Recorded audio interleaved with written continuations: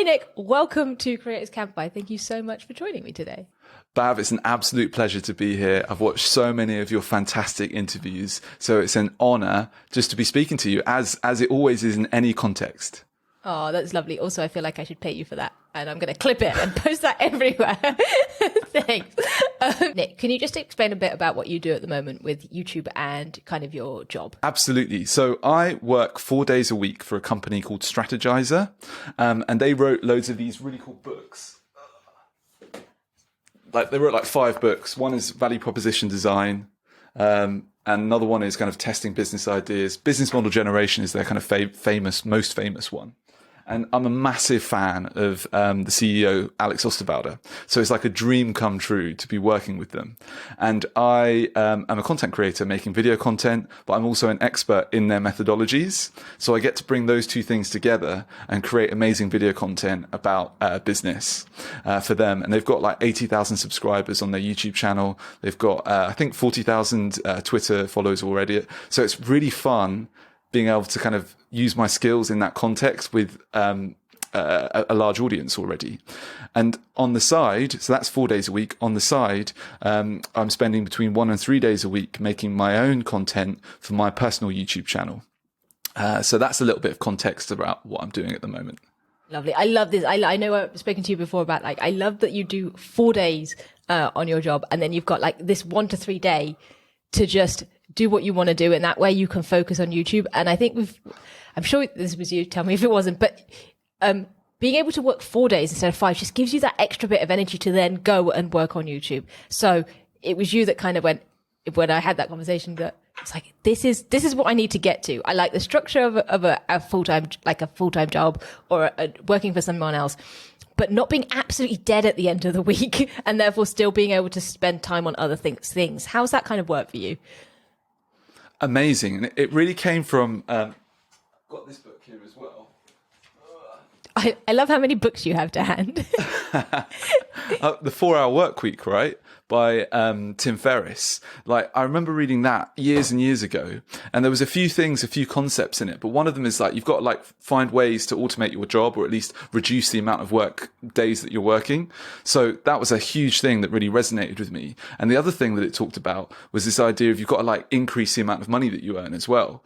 And so what I found was that, the question that you asked is how have I found it essential? I find that it's so much harder if you're working 5 days a week and creating YouTube content yourself. So by having that extra day, it means that, especially now, that what I'm trying to do is slightly reduce the quality of my videos so that I can ideally make them and edit them in a day. So that then I could actually have a 2-day weekend, potentially, because you kind of want at least half a day to do house admin or life admin, right? Yes. And you definitely want to, and you're not going to be able to do one video a week for minimum 3 years if you haven't got a day off as well. So you're going to probably want to have a day off. So that's a day and a half. So you've got between a day, maybe a day and a half, that you want to be making your content and to be disciplined. Because I remember watching Matt Diavella's video recently where he was talking about the two teams, the British team versus the Norwegian team that were trying to get to the North Pole, or I can't remember where it was, but they were trying to get there with somewhere. Their sledges dragging them, right? And the English team were trying to go super fast and get there as quickly as possible. And they were nearly there, and neither of them knew where the other team were. So they wanted to be the first one to get there. And the British were like, oh, we've nearly got there. Oh, it's super far to get there today, but let's just do it. And they pushed and pushed and pushed on that last day to get there. They got there, and then they died on the way back. Whereas the Norwegian so they didn't actually get the record for being the first to make it. The Norwegian team went, no, we're only going to do a certain amount of kilometers each day, and we're not going to go over that whether we feel good or whether we feel bad or whether it's snowing or anything like that. We're just going to be consistent. They did that, and that's how they managed to make it there. And in fact, they were quite close to where they were trying to get to, but they didn't exceed that daily limit. They said, no, we'll wait, because we're going to do it in this way consistently, little by little. And what they did was they managed to get there and then come back, and they were the team that made it, and they were the team that was successful. So I think in terms of making YouTube content, you can easily go and spend all your time like way too much time making videos perfect or putting too much time on it each week. But what you need to do is actually say, no, what's my weekly limit of time? And don't go over that, because otherwise you're not going to be able to make it over the long term. So that's something that I've applied myself. Such a great philosophy. Yeah. And actually, that's one of my favorite stories ever. And I don't know if that's because I was like, I've always just called myself lazy. And I'm like, oh, I like this story because it means I don't have to do too much. But actually, it is a thing. And it's so true, because like there'll be days where you're, I can do so much more than this. But then the next day you're like completely dead. Or like a week later, you're like, I'm just doing nothing. And all of a sudden that consistency breaks and you don't have it, versus hang on, I know what I'm doing. I can do it.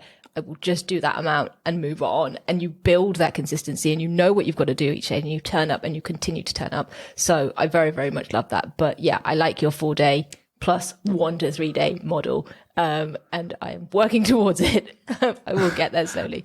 Nick, can you give me a little bit of background of like kind of where you've come from before you got the job at Strategyzer? And then we'll kind of talk about that a bit more in detail as well. Yeah, okay. So I'm originally a musician. I studied music at university. And then I did not know that. Yeah, so that was in 2009 that I graduated, right in the crisis, and I was a musician. And I was like, what am I going to do? This is not a good situation. So I moved to Colombia because my mum's Colombian, and she lives here, but I'd never been to Colombia before. So I went there, which was supposed to be for 3 months. I ended up staying for 2 years because I loved it so much. And I started running, like teaching business English in these big companies. So I was just fresh out of university, but I was teaching like super important directors, English. And I was kind of learning I was trying to make it about business. So I started like looking at Harvard Business Review articles and like reading books about like Latin American business people, and started saying, oh, what would happen if you did this? Or have you had this approach? And they also were getting me to help them with their presentations, getting them ready for kind of meetings with their bosses in America or whatever. So that was a really interesting experience. Then fast forward a few years later, I did a master's in management and business. And that's where I first started hearing about kind of the business model canvas and these types of tools created by Strategyzer, who I now work for. After that, I worked in a big tech company and a big corporate company doing spreadsheets, Excel spreadsheets all day for like 2 years. Then I worked for a digital agency, and this was kind of like a big shift for me because I wanted to start running workshops, because you can make quite a lot of money by running workshops, especially corporate workshops. And I got a job at this company, running kind of like digital training, technology, innovation training workshops for corporates. And then I very quickly started like not only delivering them, but also selling them. And that's what helped me do what Tim Ferriss said, which I was able to increase my salary. So I didn't reduce the amount of time I was working for them. I just increased my salary because I went from being a workshop facilitator to a workshop facilitator and a salesperson. And because the closer you are to the sale, the more money you can make. So I dramatically increased my salary massively. And then what I did was, working there for that year, almost like as the head of service sales for them, I then earned enough money that I said, hold on, I'm going to go out on my own now.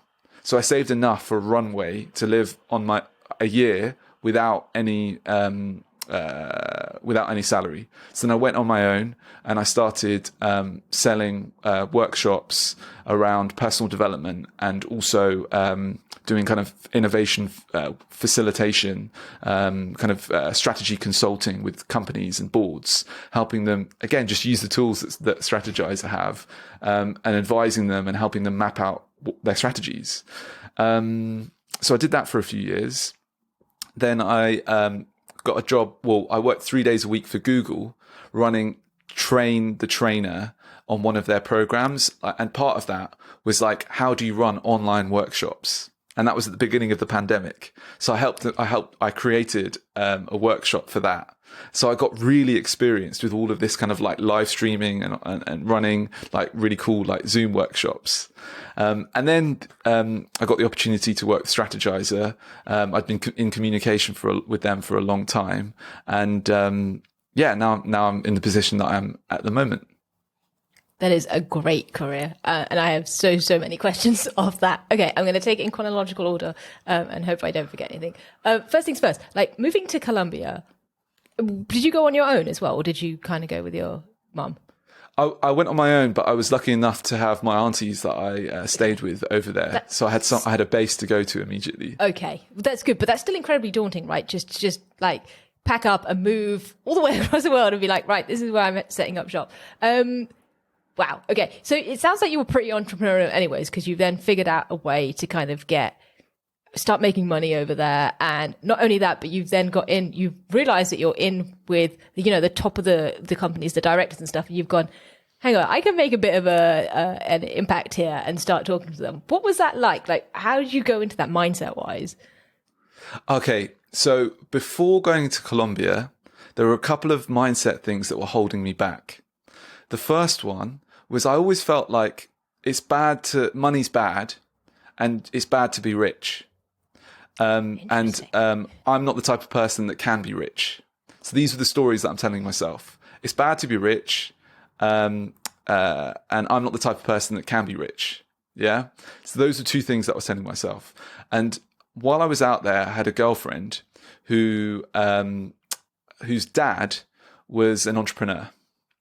And he actually, when he was born, I think he was an orphan, and he was brought up, I don't know if an orphanage or like by an aunt or an uncle or something, and he had nothing. Like he didn't even have shoes at one point.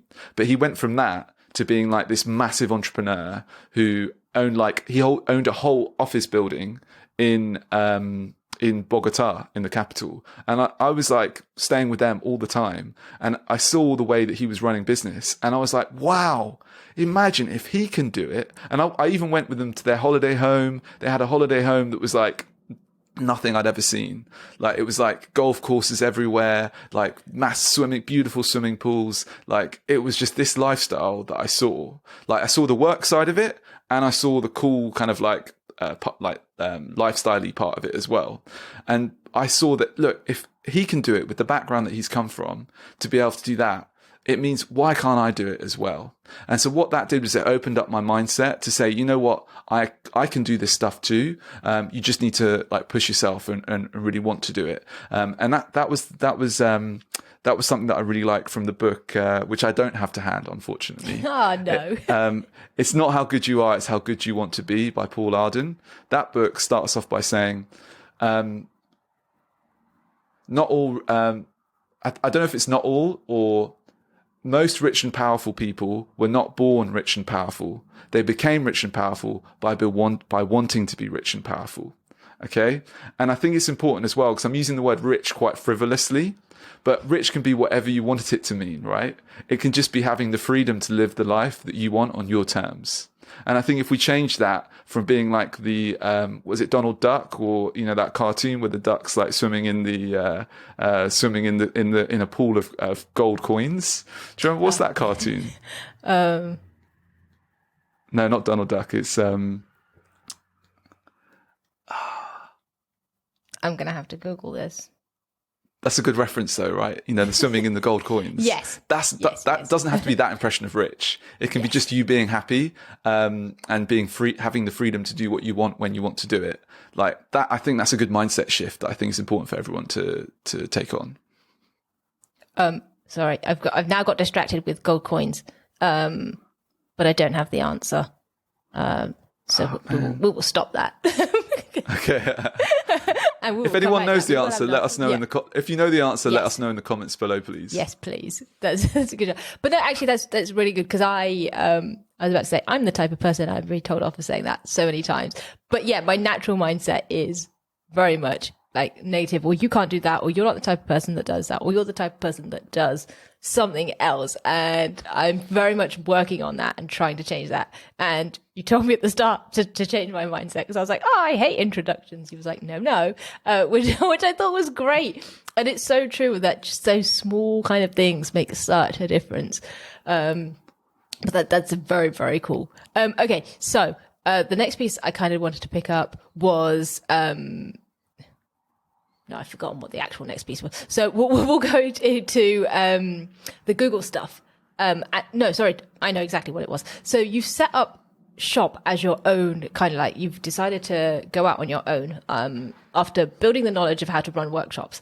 What's that like? Like, what do you think? Like, I guess the great thing is that you set up a year's runway. So you'd obviously planned it and had done very well and kind of gone, okay, this is exactly what I'm doing. But what was that actual like year or two like, or what was it like starting that when you first went into it? So what was really interesting was that I very quickly actually managed to get American Express as a client and run workshops with them. And what was really weird was that I'd just been selling for another company. And it was so weird having that first like client meeting with someone at American Express. And I was there just going like, hold on, I've been doing this for another company and there was no difference in doing it for myself. But now I get 100% of the revenue, not, Yep. a small percentage of that revenue. So what I found was that I'd built up the experience of how to sell, and especially when you're selling workshops, you just need to start close to home. Who do you know in companies? Yeah. Speak to your friends, your family. Who are the people that are closest that would kind of represent you, and see if there's an in to one of these companies. Speak to those people first, and then at the same time be sending out lots of messages to people, but not in a salesy way, just in a conversational way, to see if you can start conversations, like to find people that have the problems that you're trying to solve through your workshops. So yeah, I just spoke to friends and family first, and that's how I got an into American Express. And then I just started doing a workshop, and then because I did so well in that workshop, and it had such a big impact, someone from a different team that happened to be in the workshop went, oh, could you do that for my team? And then someone went, oh, actually, I need to do that. And it just kind of spreads, right? So yeah, I think the key thing is just to make sure that if you're going to start on your own, for starting a business, is don't feel like you need to go on LinkedIn straight away to message people. Actually, you need to speak to the people that are your biggest advocates, and those are your friends and family, and make your friends and family your salespeople, because those are the best salespeople that you can get, and they're working for free for you. That's a very, very good point. Yes, I like that. Okay, so you've kind of hit it big with American Express. During your couple of years doing it, was there ever a time where you were like, oh crap, like this wasn't the right thing to do, or you're going through a period where maybe you don't have the clients that you expected or wanted? Yeah, absolutely. Within about 2 months of going out on my own, my dad had open heart surgery. Right. And yeah, and he was actually, this was at the moment when the NHS was really struggling. It was massively in the news, and he had to wait in a hospital in the southwest, because that's where he lives, for a month, waiting to be able to get his surgery. And so we were just waiting.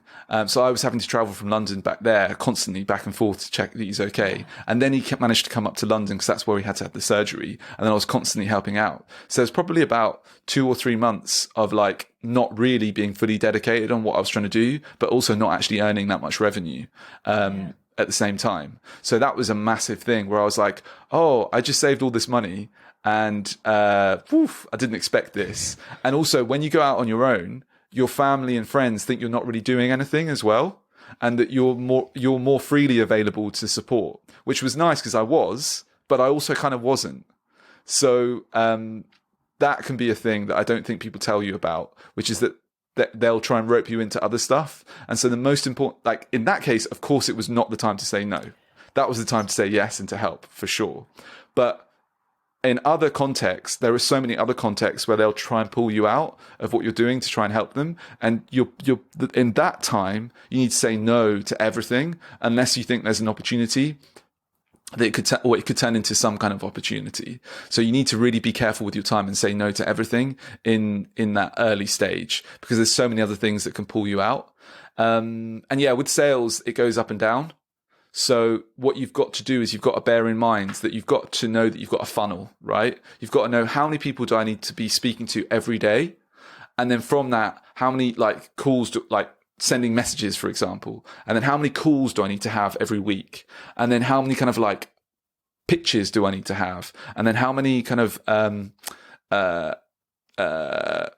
sales proposals do I have to have sent? And then how many kind of like sales agreements that they say, yeah, let's go for it, I have to have. And so you need to work out what your funnel is. And probably if you've got a problem at the bottom, it's because you haven't spoken to enough people at the top. So you need to be sending out a lot of messages or speaking to a lot of your contacts to be able to build up enough people at the top so that you get enough people at the bottom. Same with YouTube. You need to have enough people watching your videos at the top before you can start a course, right? Because if you haven't got enough people, then it's not going to work. 100%. Yes. Nick, you are so wise. I'm learning so much from this. This is wonderful. Okay. I guess fast forward then, you're now working for Strategyzer, which I think is a very cool story in itself, if I remember correctly from when you told me before. So you'd obviously, when you started working for them, had been in contact with them for a while, as you said. But what was that kind of journey like between, stumbling upon their books and then starting up that conversation to actually going and working for them? Yeah, so I first heard about them when I was studying a master's in management, and I first heard about the business model canvas. And then when I was working at this digital agency, someone said to me, there's this really cool workshop happening this evening. Do you want to go there and check it out? And it was run by Alex Osterwalder, and it was all about this book, Value Proposition Design. This changed my life.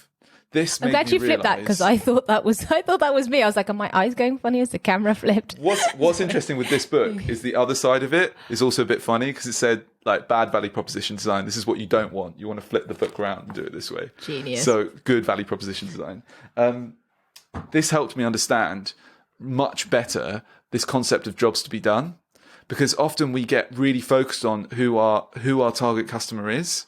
But actually, and there's this, like, I've seen this meme on LinkedIn go around where it's like white, British, 50-something-year-old man likes living in castles, and that could be Prince Charles, but it also could be Ozzy Osbourne.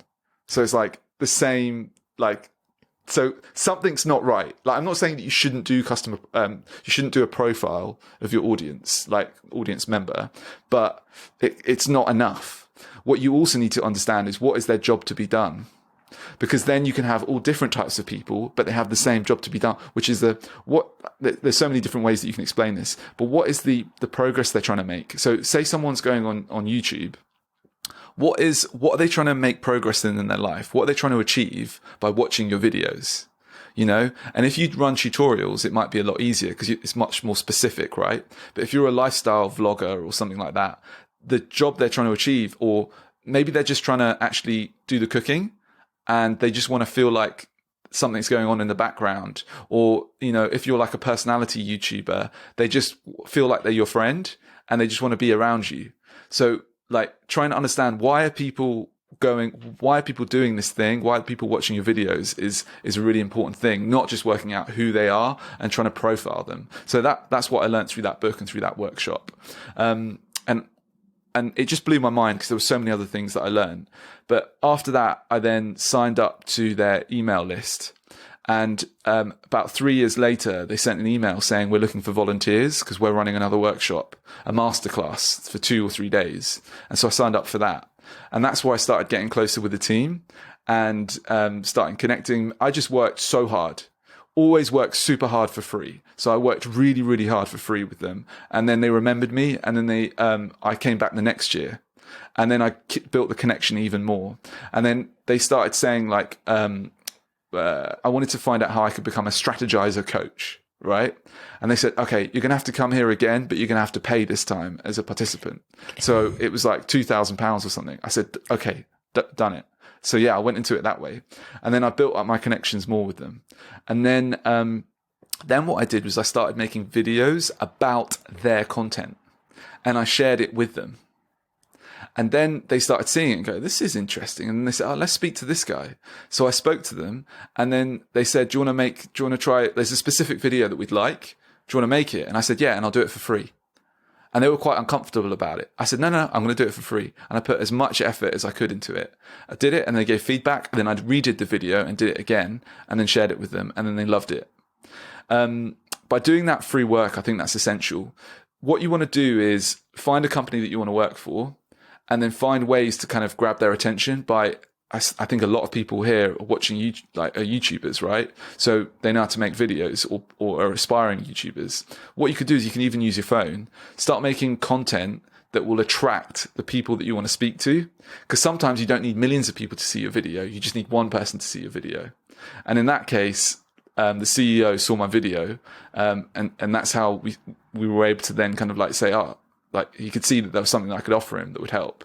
But then once he saw my value, and I did that for free, I was the problem is that your risk is quite high in the beginning because they don't know that you can achieve for them what they need.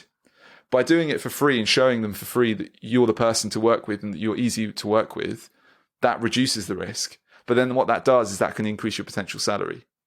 So that's where I was able to then, you work for free or you work very expensive. That's how I work. I'll do stuff for free. I'm happy to do free work, but I won't work for cheap. Yeah, because when you work for cheap, people that start, like, I don't know if you've ever done this, like, especially when you go out on your own, like if you do a job for like a lower value, the person doesn't care. They're not even thinking about that. They've gone, I've paid. This person needs to do it. And so imagine you're doing like, I've never done this, but I think this is a good example. I imagine you're doing like wedding photography or wedding video, and you do it for cheap value for a friend. They're going to be trying to get everything out of you, and you're going to be like, oh, this is a nightmare, right? And I'm not getting paid enough to do this, and they're treating me like I'm getting paid loads. So what you want to do is if you do it cheap for that wedding or those photos, you can give as much as you want to give and say, no, I've done enough. This is all I can do because this is my threshold, right? Whereas, or you do it super expensive and you do it to the best of your ability, but you don't want to be in that middle part. So that's what I did. Do the free part first. And then once you've shown them that you're a low risk, you say, look, I'm expensive. That's what I'd recommend for anyone trying to work with brands, and particularly with their dream brands, that you do that approach.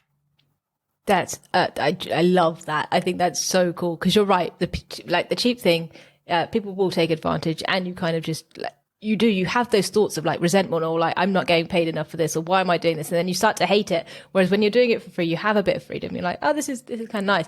But you're right. You then get to pitch yourself a much higher price, and you say, hang on, this is me. And you've proved yourself, which is very, very cool. How did you, like, I'm coming back to mindset a little bit, like, how did you, like, because all the theory is great, but actually in practice, that can sometimes still be difficult because you're like, well, how much is expensive? Like, where do I put this? And am I comfortable with this? Am I charging too much? Like, how do you still go about getting over those kind of thoughts? There's two things that come to mind. The first thing is that you've got to understand if you're, are you willing to walk away from the deal? If you're not able to walk away from the deal, that's not a strong position to be in, but because you need the money, right? And in the early stages, you might just you just take what you can get, right? Whereas later on, what you realize is that sometimes those small deals can take up so much of your time that you then don't have time to then look for the next deal, or like be able to have enough time to actually invest in the people that are paying you more money, right? So the other thing is that, so that's the first point. Work out if you're willing to walk away or not. Because if you're willing to walk away, you can be much more like strong about it and less like worried that you're going to lose that money. The second thing is that every time you pitch, or every time you every time you pitch a new customer, you increase your price from the last time that you did it. So if you're doing workshops for £800 and then you sold it and they didn't say anything about price, then next time it's 1,200. And then you just keep going until they say, oh no, that's too much. Yeah. So you just keep increasing your prices until people say no. And actually I'll give a bonus tip here as well. Oh no, I can't give the bonus tip because I just forgot it. That I was like on the edge of my seat. I was like, yes, I am ready for this bonus tip. What have you got, Nick? So the first one was make sure you're willing to walk away. The second was increase the price. The third one was a good one. Hopefully it'll come back to me as we come through. Okay, yes. We'll be halfway through another question. You'll be like, I know what it is. I'm eagerly awaiting that there tip. Okay, so just a quick question before we kind of carry on. When you kind of joined Strategyzer, were you already on a 4-day contract when you joined, or was that something that you've kind of got to over time? Yeah, we said that I said I wanted to do between 3 and 4 days to start. And I think that suited them as well, because I'm working as a contractor. I'm not an employee. So it brings benefits. Well, that increases the money that they pay me, because it's more expensive to have employees. Like, there's other stuff that they have to do. So, we started at 3 days, 3 to 4, we said. And then we've built up to 4, because it's like, they just they've got a lot of work to do. Yeah, that's fair. Okay, so YouTube, I guess during that story, you said you created the video specifically for Strategyzer. What was that like, kind of kicking it off? And did you ever think you'd like go beyond hey, I just need to tick this box to get into this company? Sorry, say it again? Let's go. Okay, so you obviously started YouTube to make these videos specifically for Strategyzer and to kind of put yourself in a much better position so that you could be hireable and employable. Did you ever think that you would want to do YouTube beyond just those videos to get the job? Okay, what was your approach to starting YouTube? Yeah, can I go back a step now? Because I think there's a bit missing of the puzzle, which was that when I was at university doing my master's in management, there was this guy called Thomas Power, and he came and did a talk at our university. I remember actually the head of the course going, he was really expensive, but he was really good. Workshops, I'm telling you, they're expensive. Like talks and like you can make a lot of money from doing this. So YouTubers, I think, should be doing this more. He came to the talk. It was fantastic. At the end of the talk, he said, look, I put my phone number on my LinkedIn and on my Twitter. It's open. Anybody can call me, but no one ever does. And I bet none of you will. Okay. So I remembered that. And that was in 2012. I went out on my own. I think it was in 2018, right? That's when I started going out on my own. And I remembered it. So I picked up the phone and I said, hey, Thomas, you did a talk at my university 6 years ago. I don't know if you remember me, but I'm just calling you now. And what I wanted to get on that call was some contacts, because he had a massive network. He started like a LinkedIn equivalent before LinkedIn, but it was paid. Yeah. And then when LinkedIn came in, because it was free, everyone left his network, right? But he knows so many people. I called him up because I was trying to get some contacts to be able to sell workshops. He was having none of it. Like, he gave me this kind of like impromptu, unsolicited coaching call on like as I was talking to him, and actually was a bit aggressive with me. I was like, whoa, wow, okay, but in a positive way, trying to help me though. Yeah. And what he said to me was, he said, well, he is Jay Shetty's mentor, and Jay Shetty, I think at least a couple of years ago when I last looked, was is the biggest creator on Facebook. His videos had the most views. It was like 2 billion views. Wow. And he mentored him in like his journey of making videos. And he said to me, Jay Shetty made 1,000 videos in 3 years. That's what you need to do. And I was like, can I just have some phone numbers? Just some phone numbers? That'd be good. No, he's like, I'm not giving you anything. Like, you just got to make videos. And then I ended up, after the whole thing happened with my dad, I was part of this community called the Happy Startup School. And they organized a trip to India. Okay. And while we were in India, I met a guy called Kim Slade. And Kim Slade runs this thing called Touch Video Academy. And he teaches people how to make videos just using their phone. Oh, look, Part-Time YouTube Academy I've got on there as well. Love it. Nice little sales pitch for us. Yeah, exactly. So I started with the Touch Video Academy, learning how to just make it on my phone. And that was great. And then what I did was I started just making videos on my phone for about 1.5 years. And it was that then that kind of like, because of what Thomas Power said to me, make videos. Then I started doing it. And I'm a massive fan of The 6 Thinking Hats by Edward de Bono. And so that was the first video that I made and posted that on my channel. It's still there. And I got Kim to help me make it. So yeah, then I did that. Then I I was, as you say, I was focusing more on then not making videos and posting them on YouTube to get a big audience. It was more because I was using them in specific ways to kind of help me sell my workshops. So, and I haven't really heard anyone talk about that approach to using YouTube more as almost a portfolio, because when you're selling workshops, I'm talking about concepts. And if I tell you about the 6 thinking hats, it doesn't sound that interesting. But if you can watch a video and then see the concepts, and almost I'll give you away for free what I'm going to tell you in my workshop, but just make it really good, then people watch it and go, yeah, I could actually, like a head of HR or someone in charge of a team, go, well, I could just copy what Nick did and just deliver it to my team. But it looks like a lot of work actually still. I'm just going to get Nick to do it. So I'd make the video on the concept, send it to them. Then they could then watch it, and then they'd make it much easier for them to decide to just pay me to do it for them. So that's how I was using it. Nice. That's actually very cool. You're right. That's a really good approach to kind of leveraging the YouTube platform to tick the boxes. But you obviously carried on after that, and you're still making YouTube videos today. So somewhere along the line, I assume you fell in love with YouTube. What happened and how come you kept going? I would definitely say it was the part-time YouTuber Academy was massive. And I'm still so impressed just with how Ali has created a whole smooth functioning organized company. I think massive part of that is you as well, BHAV. I've heard such fantastic things about how you've helped systemize so many things and make everything so organized, so it runs like a smooth, I'm sure it actually doesn't feel like that inside the company at the moment, but from the outside and in terms of best practice, I think you are really running so smoothly, which is really exciting. And doing the part-time YouTuber Academy, it made me realize all these things that are involved with creating a successful YouTube channel. But the most important thing, I think, was just you've got to make at least a video a week, every week for 2 to 3 years minimum. And that's what I'm just trying to do. I've been pretty consistent. Sometimes I think I've had a few points where I've dropped off, for a week or 2 weeks or 3 weeks, but then I've got back onto it, and that hasn't happened often. So I'm pretty pleased with how I'm going.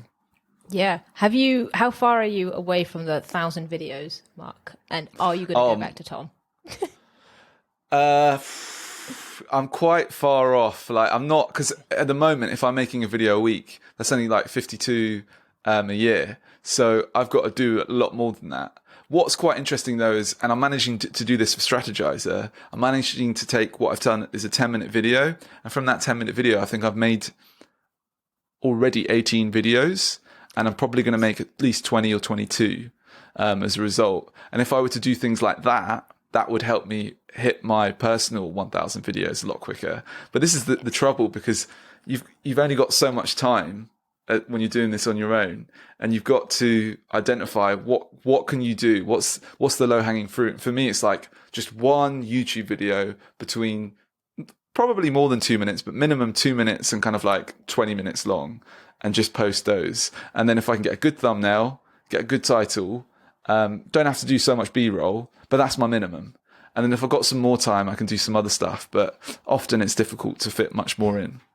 Yes. I think you're in a very similar position to me with the podcast, in that the long form content goes out. That is pretty consistent now. But yes, obviously to help growth, it's socials or, YouTube shorts or whatever. And it's turning the Gary Vee concept of turning that long form content into lots of smaller chunks of media that can go out. So selfish question. Are you currently just doing all that yourself? What's your approach with it, and how is it looking for you?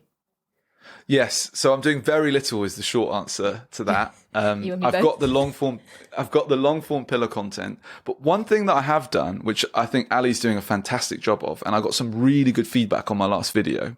So on my last video, what I did was I did a business model breakdown of the Creatorpreneur course that Ali's created and the team's created, and as part of that, it takes a little bit of time just to map out the business model on a canvas.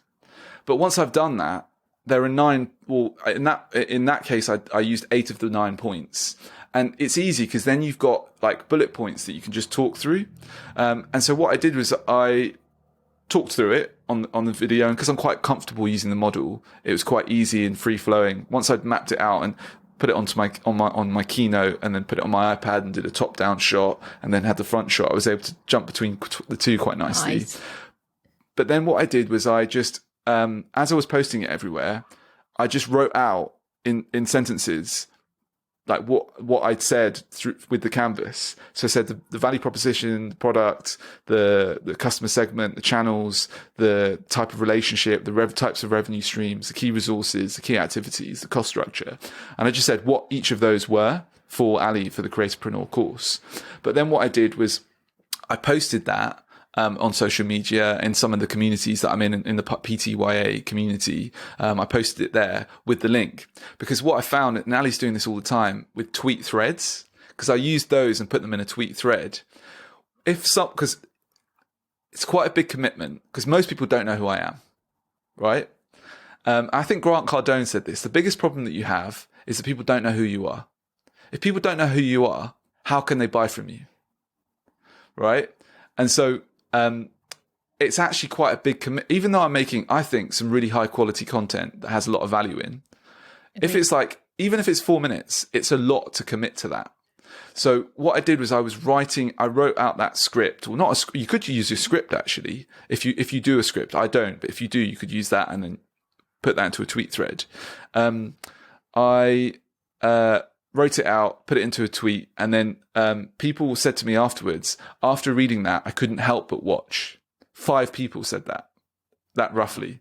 So I think I might do that more often, where I try and write out in more detail. It took about 10 minutes extra, but that was a very low friction way of kind of doing the long form pillar content without having to chop it up into videos and do like that stuff, which is going to take more than 10 minutes.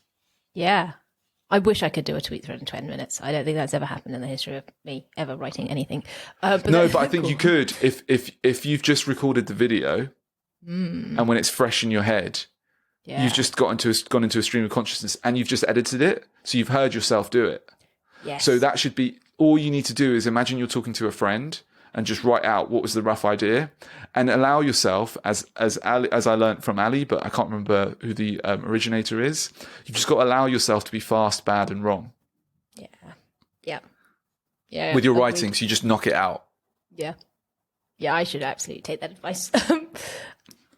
Follow-up selfish question: would you ever consider outsourcing the social side, given that you don't have a lot of time for it?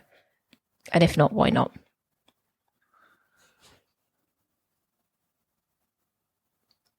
Yes, I would consider it.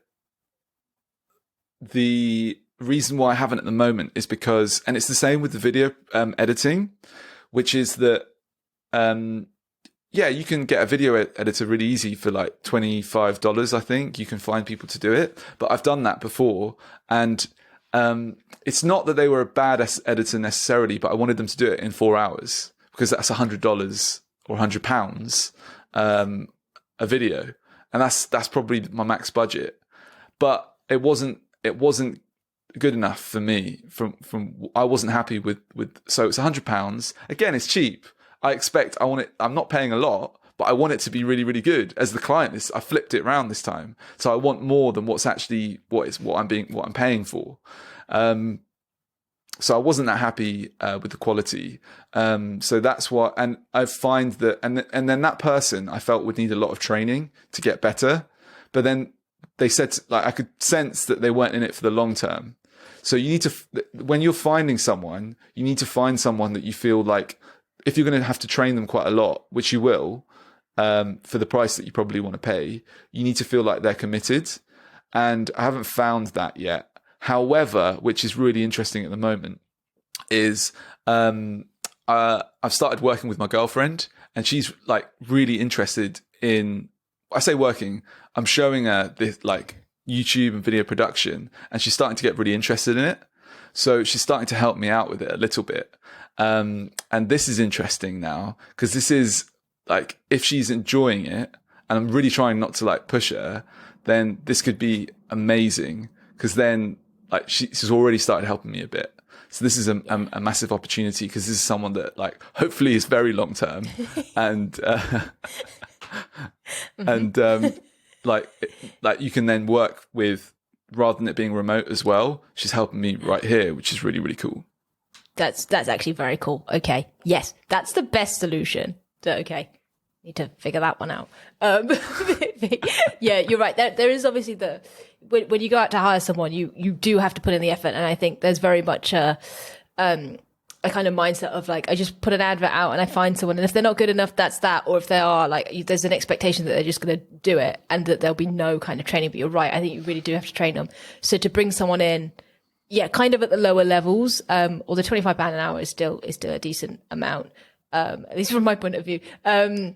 Then yeah, you kind of want them to almost grow with you as your channel grows, as you grow, and kind of be there by your side and be there for a bit more for the long term. So that makes a lot of sense. Agreed with that.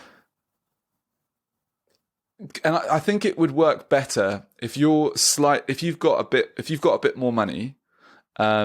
So the money part is less of the problem, but then so if your money is slightly higher, but your skill is lower, then I think it's worth investing in trying to pay someone else to do it.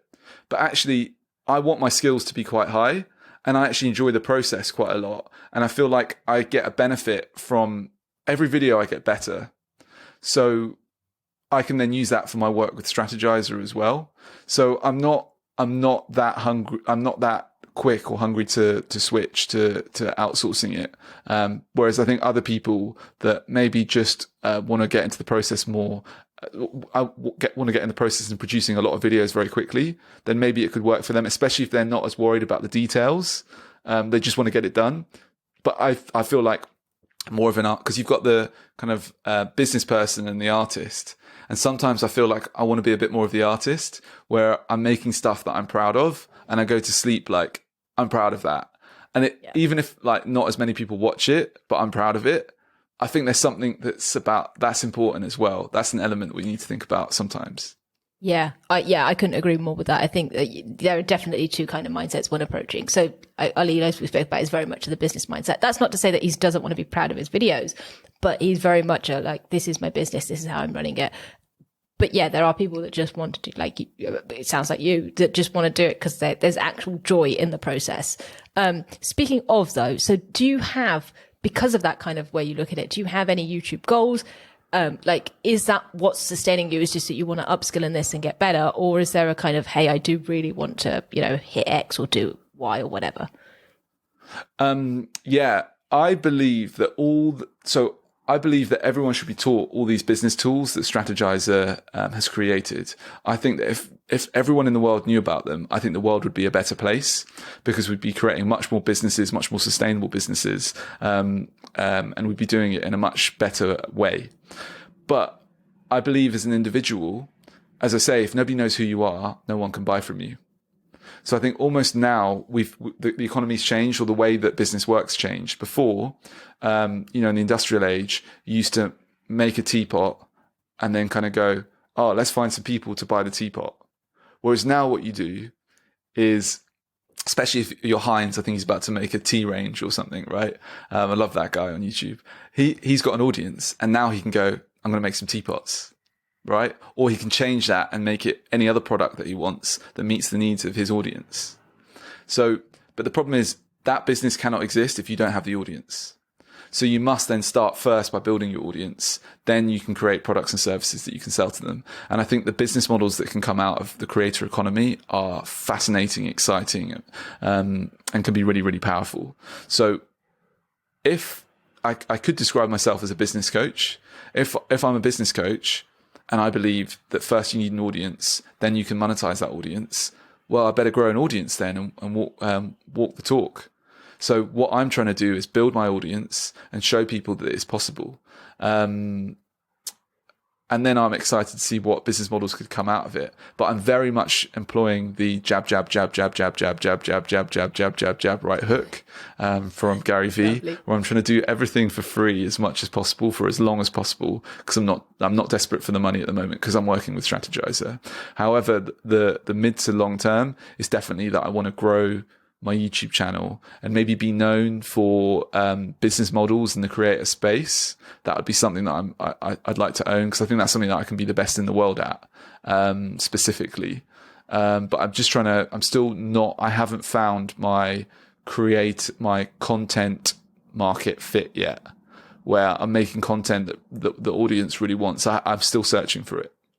Yeah.